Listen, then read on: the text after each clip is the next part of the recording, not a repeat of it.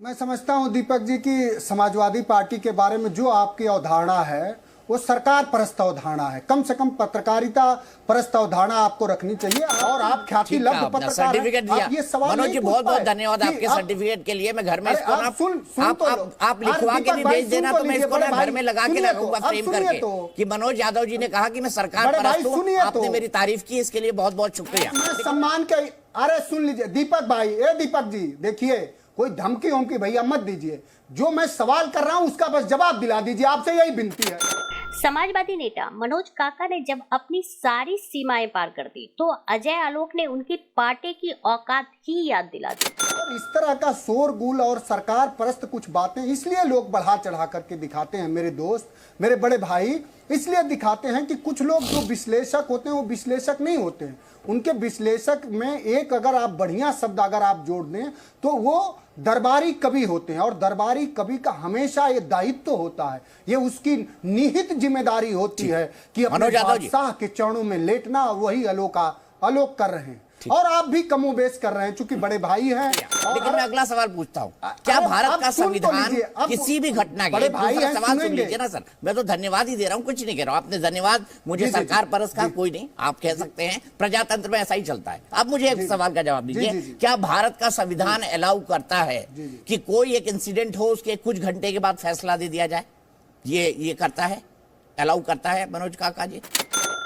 बिल्कुल नहीं करता है। फिर अखिलेश यादव को ये कैसे पता लग गया कि जो असद और गुलाम है उसका इनकाउंटर फर्जी है? कुछ घंटे में अखिलेश यादव को कैसे पता लग गया जिस संविधान की आप बात कर रहे हैं वो कि इनकाउंटर फर्जी है? सिर्फ इसका जवाब। मैं संविधान की बात अब सुनेंगे, जवाब तो सुन लीजिए। अब जवाब तो सुन लीजिए। माननीय राष्ट्रीय अध्यक्ष जी ने जो ट्वीट करा, क्या यह सच नहीं है कि उत्तर प्रदेश की सरकार को, मेरे भाई, क्या संविधान इजाजत देता है किसी भी मुद्दे पर फैसला सुनाने के लिए? मुझे बताइए, 2 घंटे में फैसला सुना दिया उन्होंने, क्या संविधान इसकी इजाजत देता है, हाँ या नहीं? मैं सिर्फ इतना जानना चाहता हूं। होने के नाते इस देश के इतने बड़े नेता होने के नाते उन्हें पूरा अधिकार है कि जहां अगर कहीं अन्याय हो, बर्बरता हो, उसके खिलाफ वो आवाज उठा रहे हैं। लेकिन उसको संविधान देता है ये इजाजत अखिलेश यादव को? संविधान देता है ना ये इजाजत अखिलेश यादव को? अखिलेश यादव को संविधान उतना ही हक और अधिकार देता है जितनी इस देश की हुकूमत को देता है, और उतना एक गरीब को, एक किसान को, एक मजदूर को देता है। 2 घंटे बाद फैसला सुना दे, वो 2 घंटे बाद अदालत भी ना लगाए, आप सुन लीजिए। और ये देश का संविधान कम से कम सांप्रदायिकता फैलाने की इजाजत किसी को नहीं देता है। हिंदू मुसलमान करने की इजाजत किसी को नहीं देता। और गुलाम का इनकाउंटर सांप्रदायिकता फैलाने वाला था। मनोज यादव जी, असद और गुलाम का इनकाउंटर सांप्रदायिकता फैलाने वाला था? जी। किसने कहा कि सांप्रदायिकता फैलाने वाला है? तो भाईचारा खत्म हो रहा है समाज के अंदर, ये क्या हुआ है? ये तो वही हुआ ना, भाईचारा खत्म हो रहा है। निश्चित रूप से हो रहा, नहीं हो रहा? आपको नहीं लग रहा? भारतीय जनता पार्टी के नेता उसी दिल्ली में, आपके बगल में दिल्ली में भाषण देते हैं कि गोली मारो सालों वाली जवान कौन कहता है इस देश में? आप उनसे सवाल कर पाएंगे?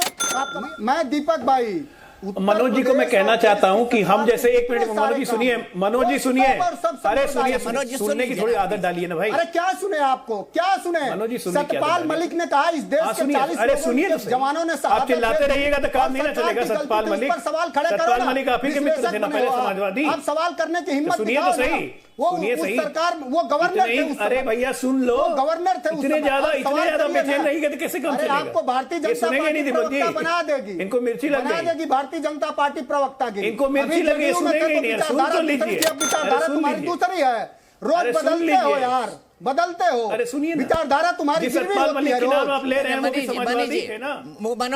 जी प्लीज, आप सम्मान के साथ अपने को पैनलिस्ट से बात करिए। आपने इतना कुछ कहा, मैंने आपकी बात सुनी ना, सम्मान पूर्वक सुनी, तो कृपया पैनल पे दूसरों का सम्मान करना सीख जाइए, भले से आपका राजनीतिक विरोधी हो। मैं सम्मान के, अरे सुन लीजिए दीपक भाई, ए दीपक जी देखिए, कोई धमकी वमकी भैया मत दीजिए।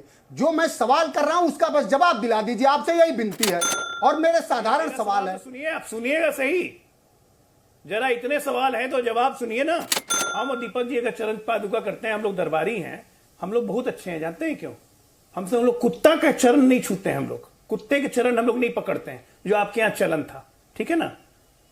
हम लोग किसी अच्छे आदमी के दरबार में कुत्ते का चरण पकड़ने के लिए राजनीति में हम नहीं आए थे, ठीक है ना। कुत्ते का चरण पकड़ने के लिए राजनीति में नहीं आए थे जो आपके यहाँ लोग करते हैं। और दूसरी बात, सतपाल मलिक की बार बार आप बात कर रहे हैं। सतपाल मलिक तो आप ही के साथ मुलायम सिंह यादव रोकना पड़ेगा। मैं बहुत सम्मान के साथ बोल रहा हूँ किस राजनीतिक दल के लोग जाते हैं उनसे माला पहनने? प्लीज, किस राजनीतिक दल के लोग राम रहीम से जाते हैं माला पहनने, जो एक पत्रकार के हत्या का दोषी है और बेटियों के बलात्कार का आपकी हैसियत मैंने बता दी, आपके और आपके पार्टी की हैसियत मैंने बता दी, ठीक है ना। आप सुनिए, सतपाल मलिक की बात आप कर रहे थे। मनोज यादव जी प्लीज प्लीज, मनोज जी अब आप इस तरह की लैंग्वेज का इस्तेमाल आगे नहीं करेंगे। मनोज जी माफ कीजिएगा, मुझे आपको हटाना पड़ेगा पैनल से। मैं आपको मनोज जी कह रहा हूं, आप कुछ भी बोले जा रहे हैं। बात किसने करी? दीपक जी हैसियत की बात किसने करी?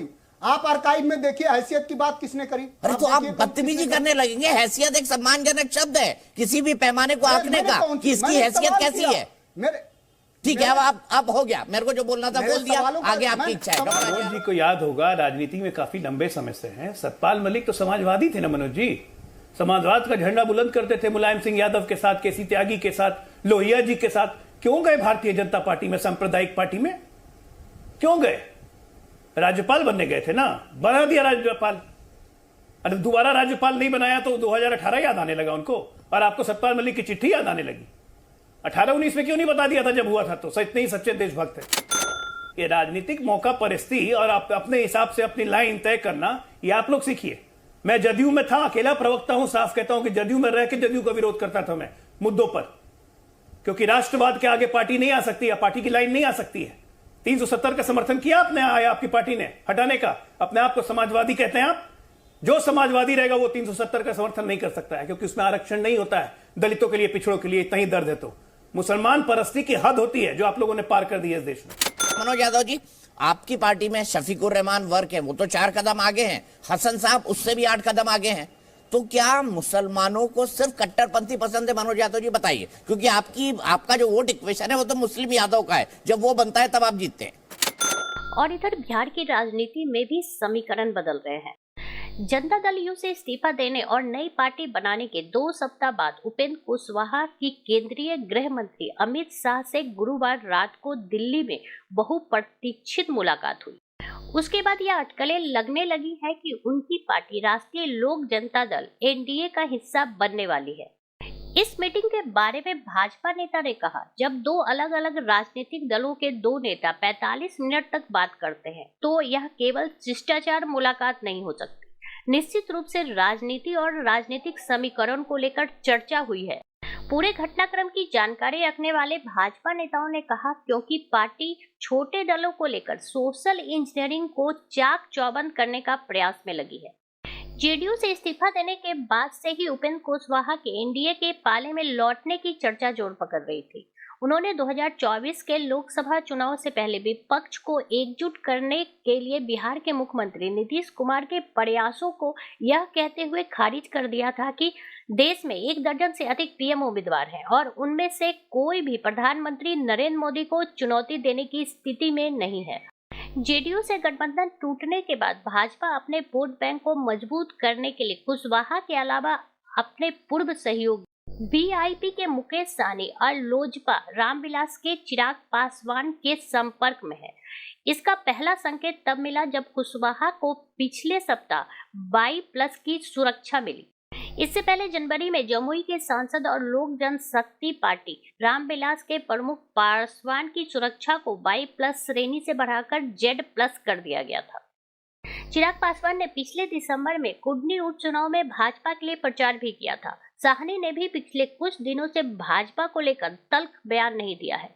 चिराग अनुसूचित जाति पासवान समूह के नेता है, कुशवाहा अन्य पिछड़ा वर्ग कुशवाहा समुदाय के हैं और साहनी अत्यंत पिछड़ा वर्ग मल्लाह समुदाय से हैं। ये तीनों समुदाय राज्य की आबादी का 12% से भी अधिक हिस्सा है।